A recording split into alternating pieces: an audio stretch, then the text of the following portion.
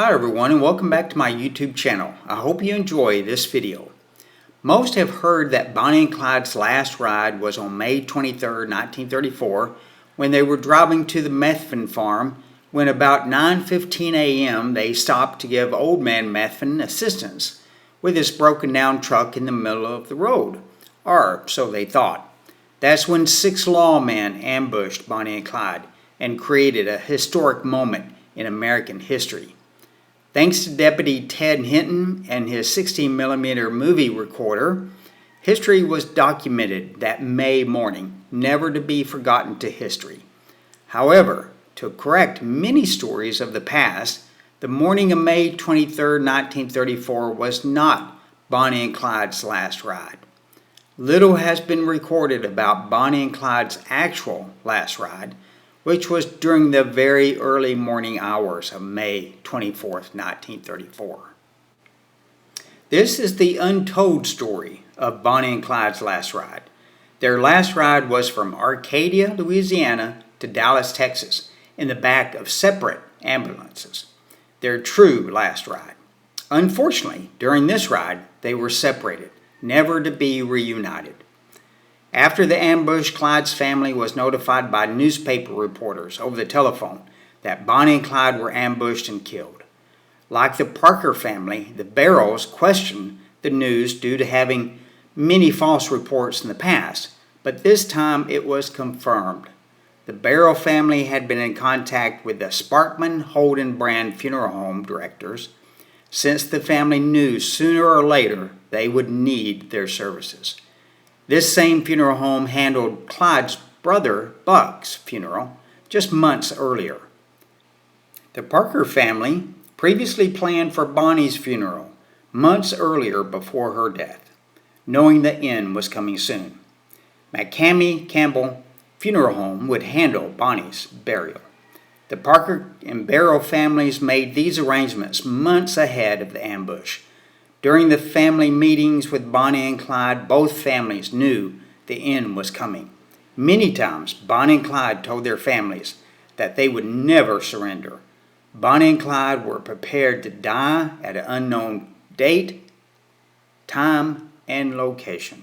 Their families had no choice but to make plans for their funerals.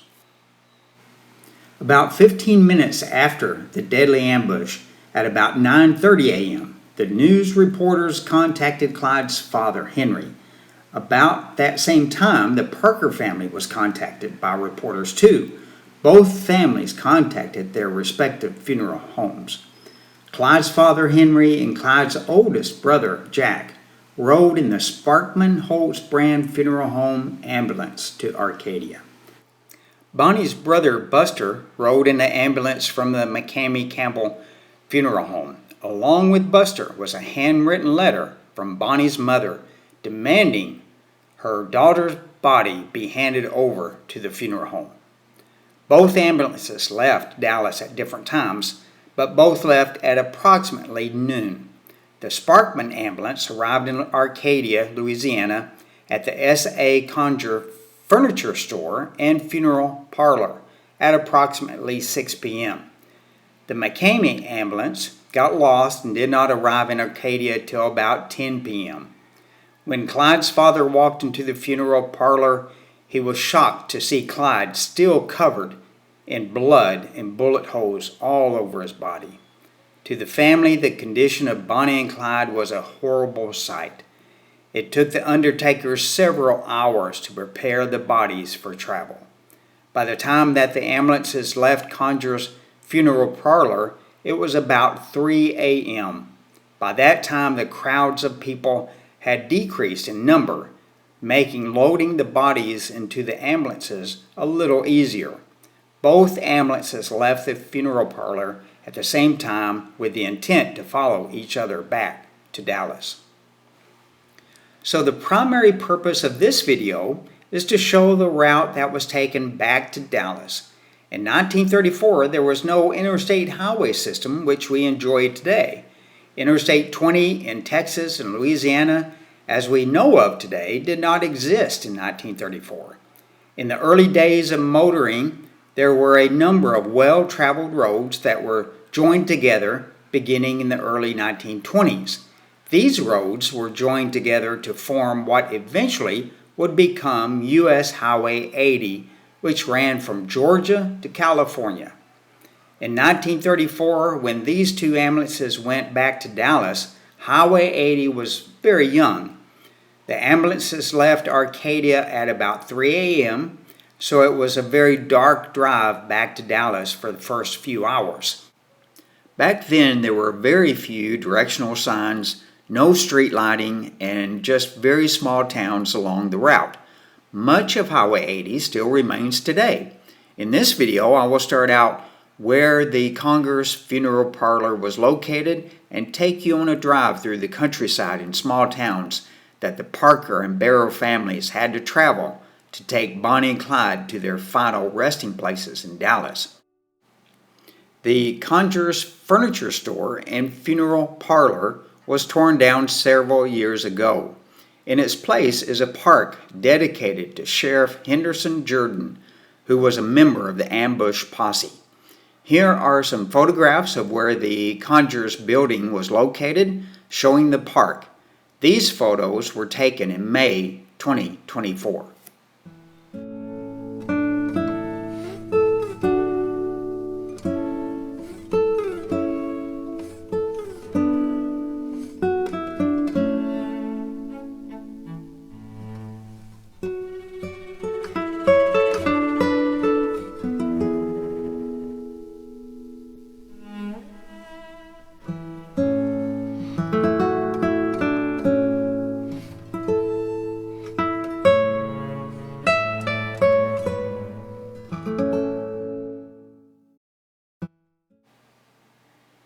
In this video, I will show the exact route that the ambulances took going back to Dallas.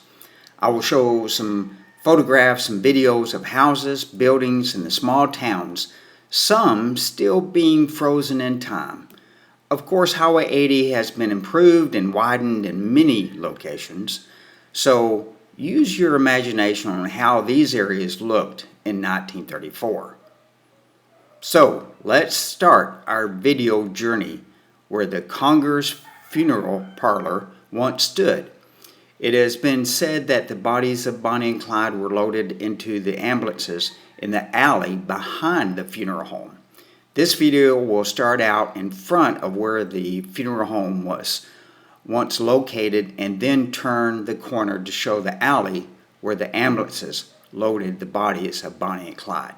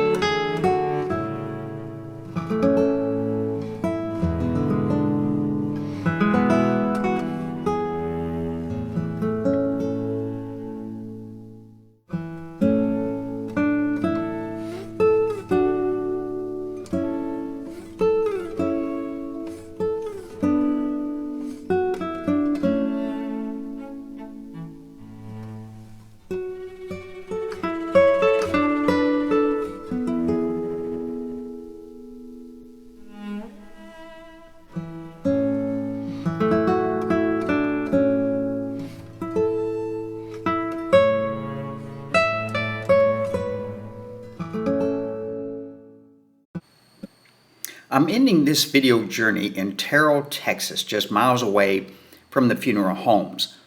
I hope through a little imagination that you have a good sense of the journey of bringing Bonnie and Clyde back to Dallas in 1934. Clyde's funeral was held at the Sparkman Holtz Brand Funeral Home on Friday afternoon, May 25th at 5 p.m.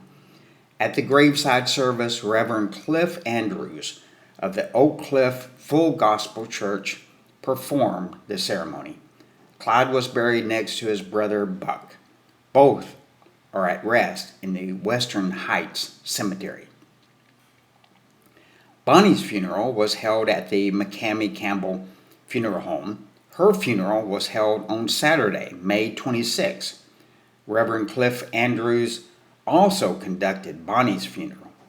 Bonnie was originally buried at the Fish Trap Cemetery, but in 1945 she was moved to Crown Hill Cemetery, where she rests today.